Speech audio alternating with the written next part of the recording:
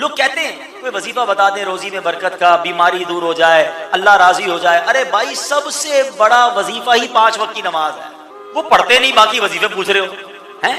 یقین کریں احادیث میں مضمون ملتا ہے، نماز سے روزی میں برکت ہوتی ہے، نماز بیماریوں کو دور کر دیتی ہے، نماز اندھیری قبر کا چراغ ہے، نماز آپ کی طبیعت کو حشاش بشاش. پوچھے نا نماز اچھا ماشاءاللہ نمازی مجھے دیکھ رہے ہیں سن رہے ہیں، آپ جب بھی وضو کرتے ہیں بتائیں کتنا ٹینشن ریلیز ہو جاتا ہے، بندہ نیا ہو جاتا ہے. کاروبار کام کاج سے اٹھ کر تھکا ہوا ہے، وضو کرے نماز پڑھے، اس کے بعد لگتا ہے نئی انرجی آ گئی، اتنا فریش کر دیتی ہے نماز. نماز پڑھے تو نا. نمبر 1 کسی صورت نماز قضا نہیں ہونی چاہیے. مسجدوں میں آیا کرو. ہاں کہا جاتا ہے کہ ایک جگہ پر ڈاکوؤں کی ایک ٹیم نے کسی مالدار شخص کو لوٹا. اس کے گھر میں گھس گئے. جیسے ہی گھر میں گھسے تو اس شخص کی آنکھ بھی کھل گئی. اس نے شور مچا دیا. تو جیسے ہی شور مچ گیا تو ڈاکو بھاگنے لگ گئے. تو محلے والے بھی ان کو پکڑنے کے لیے پیچھے بھاگنے لگ گئے. وہ ڈاکوؤں کی جو ٹیم تھی وہ آگے آگے، محلے والے چور چور کہہ کے پیچھے بھاگتے رہے. آگے جا کر ڈاکوؤں کو ایک مسجد نظر آئی.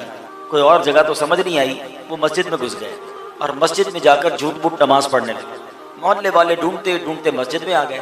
کہ یہاں تو نمازی نماز پڑھ رہے ہیں، ڈاکو لگتا ہے کہیں اور چلے گئے.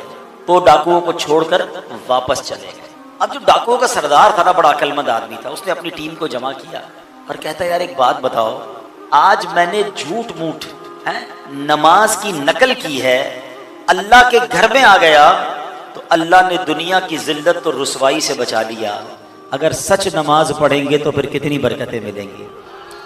اللہ ادھر بھی بچا لے گا ادھر بھی بچا لے گا. میں نیت کرتا ہوں کہ آج کے بعد میں نے ڈکیتی نہیں مارنی، میں نے حرام کمانا نہیں ہے، میں توبہ کرتا ہوں، تم بھی چاہو تو توبہ کر لو.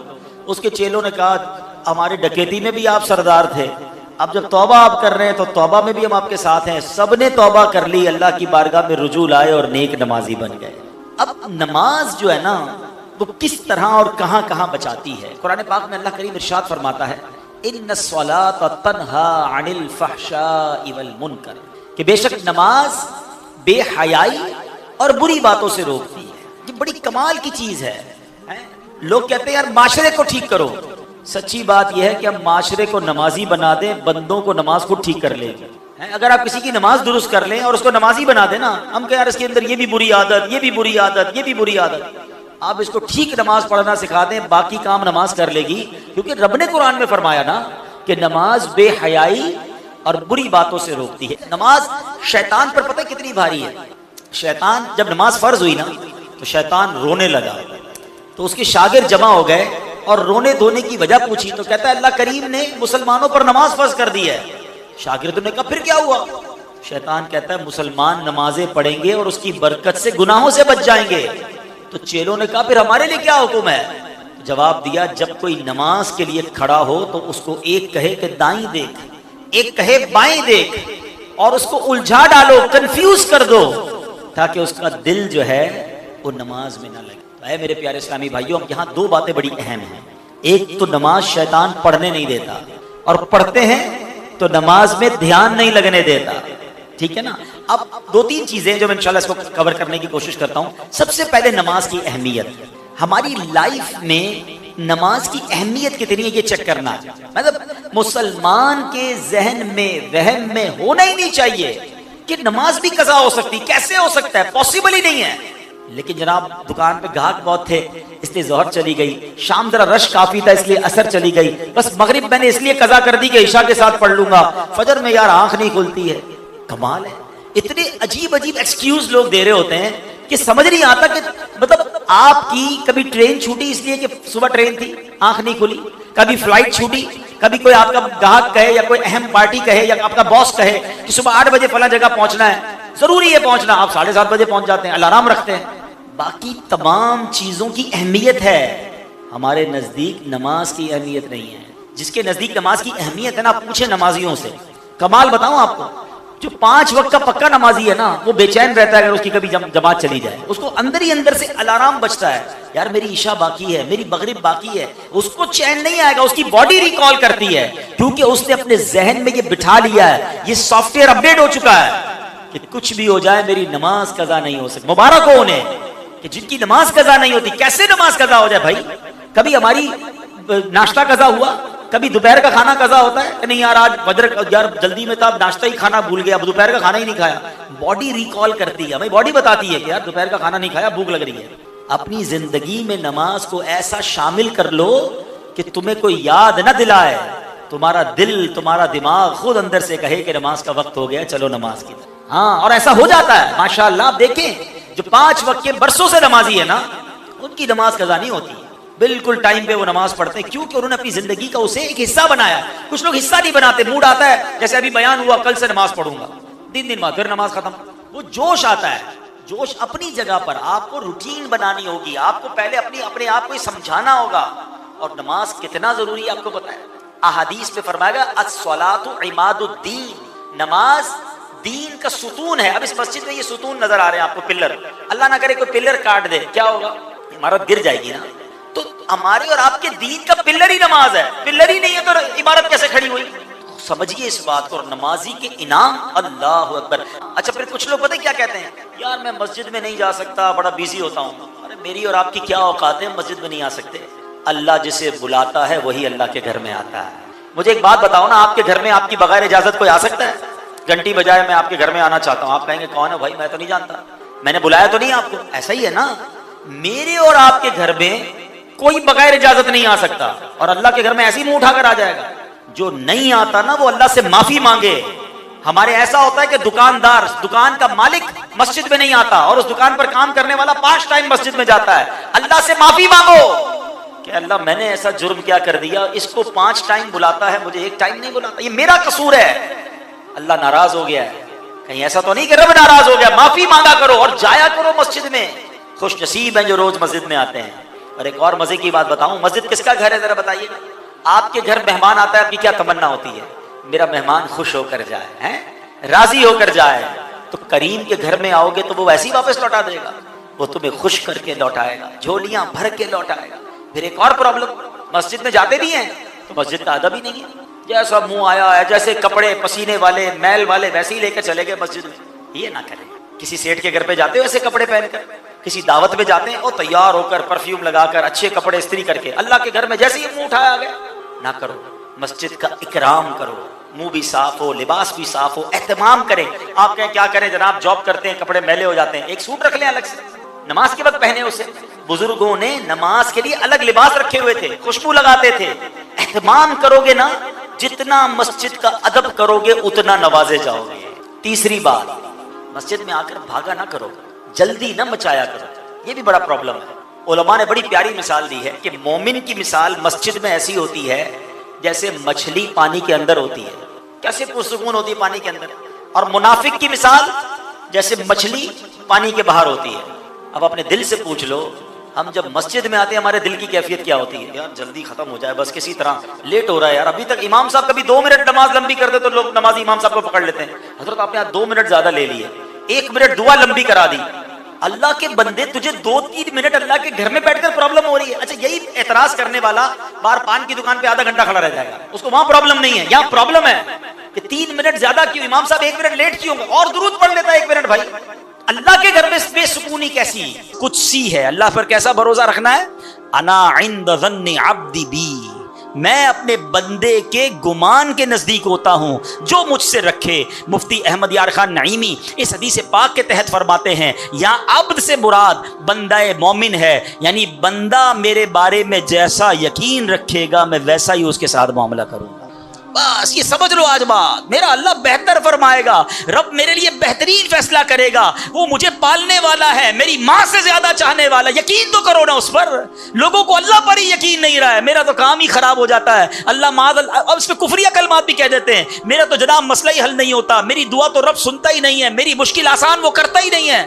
تم کھڑے نہیں ہو سکو گے. تم اللہ پر, اللہ سے بدگمان نہ رہنا. اللہ کرے کہ انسان یہ سمجھ جائے کہ مجھے رب پر اچھا گمان رکھنا ہے. شاعر کہتے ہیں نا, جو سوچتا ہوں وہی بات ہونے لگتی ہے. پوچھو پازیٹیو لوگوں سے, ان کے ساتھ پازیٹیو جب سوچتے ہیں پازیٹیو ہونے لگتا ہے. جو سوچتا ہوں وہی بات ہونے لگتی ہے, جڑا ہوا ہے زمانہ میرے گمان کے ساتھ. اچھا سوچو گے تمہیں اچھا ملے گا. اب غور فرمائیے, جب یہ ذہنی بندہ بنا لے, یار سچ سے کاروبار نہیں چلتا, تو پھر آپ کو برکت کاروبار میں کیسے ملے گی؟ پہلے ہی آپ نے یقین کر لیا ہے۔ جب یہ ذہن بنا لے کہ نماز کے لیے وقت نکالا تو کام میں نقصان ہو جائے گا، تو پھر کام میں ترقی بھی نہیں ملے گی۔ اب ذہن بنا لیا کہ ترقی کے لیے صرف دنیا کی ڈگریاں کمانی ہیں، تو پھر قرآن کریم کی برکات کہاں سے نصیب ہوں گی؟ جب یہ ذہن بنا لیا کہ آج نیکی کا دور ہی نہیں ہے، کچھ لوگوں کا ذہن بن گیا ہے بھائی جناب کوئی نیکی کا دور نہیں ہے، تو پھر نیکی کی برکت بھی نہیں ملے گی۔ ذہن پازیٹیو رکھیں، ذہن اچھا رکھیں، انشاءاللہ آپ دیکھیں آپ کے ساتھ اچھا ہونا شروع ہو جائے گا۔ میرے پاس وقت کم ہے ورنہ اس پر تو پوری ریسرچ موجود ہے۔ آپ پازیٹیو سوچتے ہیں تو پازیٹیو انرجیز آپ کی طرف متوجہ ہو جاتی ہیں۔ اب تو سائنس بھی کہتی ہے نیگیٹو سوچتے ہیں تو نیگیٹو انرجیز آپ کی طرف متوجہ ہوتی ہیں، آپ ڈی مورلائز ہونا شروع ہو جاتے ہیں، آپ کے حوصلے ٹوٹنا شروع ہو جاتے ہیں۔ اور جس کو ول پاور کہا جاتا ہے، جس کو اچھا سوچنا کہا جاتا ہے، اگر بندہ یہ کرنا شروع کر دے پھر دیکھیں اس کے کام کیسے بن جاتے ہیں۔ تو اللہ کرے کہ ابھی یہ بات سمجھ آ جائے کہ ہمیں اپنے رب سے انشاءاللہ یقین حاصل کرنا ہے۔ حضرت خالد بن معدان رحمۃ اللہ تعالی علیہ فرماتے ہیں تعلموا الیقین کما تعلموا القرآن، یعنی یقین کو بھی ایسے ہی سیکھا کرو جیسے قرآن سیکھتے ہو۔ میں نے بھی اسے سیکھ کر حاصل کیا ہے، سبحان اللہ۔ اب یقین سیکھنے کے لیے، یقین حاصل کرنے کے لیے علماء نے بڑے طریقے لکھے۔ پہلے تو بندہ دعا کرے کہ اللہ مجھے اپنا یقین عطا فرما، بڑی پیاری دعا حضرت ابوبکر صدیق کیا کرتے تھے، اللہم حب لی ایمانا و یقینا و معافاتا و نیہ، اے اللہ مجھے پکا ایمان، پختہ یقین، عافیت اور سچی نیت عطا فرما۔ اللہ پاک سے دعا کرتے رہیں اور ایسے لوگوں کے ساتھ رہیں۔ آخری بات کر لیتا ہوں جناب، پرابلم پتہ ہے کیا ہے؟ ڈی مورلائز بندہ پتہ کہاں ہوتا ہے؟ اس کا یقین متزلزل کب ہوتا ہے؟ وہ کیسے شک اور شبے والی لائف میں آ جاتا ہے؟ یہ صحبت سے ملتا ہے۔ آپ جب اللہ پر پکا یقین کرنے والے لوگوں میں بیٹھتے ہیں نا، آپ کا یقین بھی بڑھنا شروع ہو جاتا ہے۔ یار اس کو اللہ پر کتنا بھروسہ ہے، بیمار ہے پھر بھی کہتا ہے میرا رب کریم ہے، پریشان ہے پھر بھی کہتا ہے اللہ کی رضا پر راضی ہوں، میرا رب سب ٹھیک کر دے گا۔ جب ایسے لوگوں کے ساتھ آپ بیٹھتے ہیں نا، آپ کا یقین توکل بھی مضبوط ہونا شروع ہو جاتا ہے، بندہ اسٹرانگ ہونا شروع ہو جاتا ہے۔ اور جب بندہ بیٹھتا اٹھتا ہی ایسے لوگوں میں ہے جو ہر وقت مایوسی کی باتیں کرتے ہیں، ہر وقت جناب آنے والے خطرات اور پریشانیوں کا ہی ذکر کرتے رہتے ہیں، ارے بھائی کچھ نہیں ہونا، سب برباد ہو گیا ہے، سب ختم ہو گیا، ان کے پاس جب بیٹھو ایسا لگتا ہے سب کچھ تباہ ہونے والا ہے۔ ایسے لوگوں کے ساتھ نہ بیٹھیں، حوصلے والے لوگوں کے ساتھ بیٹھیں، توکل والے لوگوں کے ساتھ بیٹھیں، اللہ سے محبت کرنے والوں کے ساتھ بیٹھیں، پھر دیکھیں انشاءاللہ آپ کے کام کیسے سیدھے ہو جائیں گے۔ ایک آخری بات چلے کر لیتا ہوں، اللہ پر بھروسہ، اللہ کے فیصلوں پر یقین کیسے حاصل ہو؟ مجھے یہ کیسے پتا چلے کہ یار یہ چیز میرے لیے بہتر ہے؟ میں نے کئی بار اپنے بیانات میں یہ اگزامپل دی ہے، میں دوبارہ دے دیتا ہوں شاید کسی کے دل پر اثر کر جائے۔ میں مثال دیتا ہوں، ہمیں بعض اوقات بندہ پتہ ہے اللہ سے یقین کہاں ٹوٹتا ہے؟ جب بندہ دعائیں مانگتا ہے، التجائیں کرتا ہے، بڑی رو کر التجا کرتا ہے، مصیبت میں ہوتا ہے، اس کو کوئی چیز چاہیے ہوتی ہے اور اس کو نہیں ملتی ہے، بندہ کہتا ہے رب تو میری سنتا ہی نہیں ہے، اتنی دعائیں کی، مسجد میں جا کے کی، مکے مدینے میں جا کے کی، فلاں بزرگ سے بھی دعا کرے، نہیں ہو رہا میرا کام۔ جب بندے کا کام نہیں ہوتا نا تو اس کو لگتا ہے کہ یار میں اللہ پر کیسے بھروسہ کروں؟ یہاں جا کر شیطان حملہ کرتا ہے۔ اب آئیے اس وسوسے کو کیسے ختم کریں۔ آپ میں سے کئی ایسے مجھے نظر آ رہے ہیں جو والد ہوں گے یا بڑے بھائی ہوں گے، آپ کا کوئی چھوٹا بیٹا یا چھوٹا بھائی ہو اور بیمار ہو جائے، اس کو بخار ہو جائے، گلا خراب ہو جائے اور وہ رونے لگے کہ ابو میں نے آئس کریم کھانی ہے، میں نے ٹھنڈا شربت پینا ہے۔ اچھا بتائیے آپ اسے ٹھنڈا شربت پلائیں گے؟ وہ رو رہا ہے آپ کے سامنے، آئس کریم کھلائیں گے اسے؟ جواب دیجئے نہیں، وہ رونے دیں گے آپ اس کو۔ آپ کا ایک دوست برابر میں بیٹھا ہو اور کوئی کہے یار کیسے ظالم ابو ہیں، بچہ رو رہا ہے دے دینا اسے آئس کریم، تو آپ ایک جواب دیتے ہیں میں والد ہوں، مجھے پتا ہے اس کو کب کیا دینا ہے۔ ایسا ہی ہے نا؟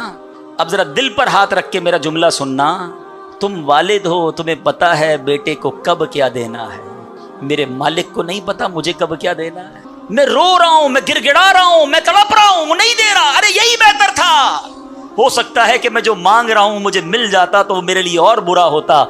علماء کہتے ہیں کسی کا امیر ہونا اس کے لیے اچھا ہے کیونکہ وہ غریب ہوگا تو وہ ایمان سے متزلزل ہو جائے گا، کسی کا غریب ہونا اس کے لیے اچھا ہے کیونکہ اگر اسے مال دے دیا جائے گا تو اس کا ایمان چلا جائے گا، وہ غلط کاموں میں پڑ جائے گا، کسی کو اولاد دینا اس کے لیے اچھا ہے اور کسی کو بے اولاد رکھنا اس کے لیے اچھا ہے۔ ہو سکتا ہے بیٹا ایسا ہونے والا ہو جو بڑا ہو کے باپ کو ہی مار کے گھر سے نکال دے۔ کیا ہم نے نہیں دیکھے ایسے واقعات؟ ایسی اولاد نہیں دیکھی جو ماں باپ کو قتل پاگل کر دیتی ہے. لوگ کہتے ہیں اس سے بہتر تو بچہ ہی نہ ہوتا.